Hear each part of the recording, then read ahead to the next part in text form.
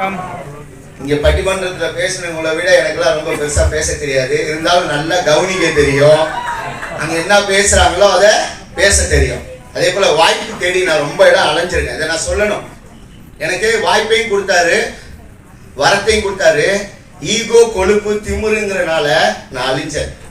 ஃபேமிலிலையும் சரி நிறைய நஷ்டப்பட்டிருக்கேன். வெளிநாடு போய் 6 வருஷம் இருந்து நிறைய சம்பாரிச்சு ஊர்ல வீடு கட்டி நல்லா சூப்பரா போயிட்டு இருந்துச்சு.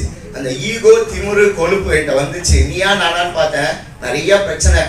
அப்பதான் 40 லட்ச ரூபா கடனோட SSLக்குள்ள சந்திரசேகர் மாமாவும் விமலாக்காவும் கொண்டாந்து விட்டாங்க.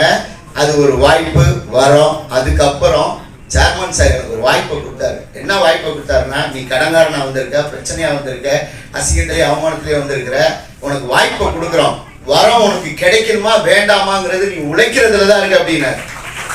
அதை நான் சரியா பயன்படுத்தினால நானும் நல்லா இருக்கேன். இழந்தது எல்லாத்தையும் மீட்டெடுத்து சூப்பரா 3 பொண்ணுங்க. முதல் பொண்ணு கல்யாணம் பண்ணி கொடுத்தாச்சு, பாப்பா இருக்கு. 2வது பொண்ணு கல்யாணம் பண்ணி கொடுத்தாச்சு, ஒரு பாப்பா ஒரு பையன், 2 பேத்தியே ஒரு பேரனோட இருக்கிறேன். நல்லா நான் எதுக்கு சொல்றேன்னா, இந்த வாய்ப்பையும் வரத்தையும் சரியா பயன்படுத்தினா பணம் சம்பாதிச்சனால தான் முடிஞ்சிச்சு. அது SSLல மட்டும்தான் முடியும். அதுக்கப்புறம் 40 லட்ச ரூபா கார் வாங்கணும், இடம் வாங்கணும், வீடு வாங்கணும், சூப்பரா செட்டில் ஆயிட்டேன். அதை விட பெருசு என்ன தெரியுமா, இந்த வாய்ப்பு வரத்தை வச்சு நானும் சம்பாதிச்சேன். சேர்மன் சொன்ன மாதிரி ஒரு 150 பேரை சம்பாதிக்க வச்சிருக்கேன். தேங்க்யூ, வாழ்த்துக்கள்.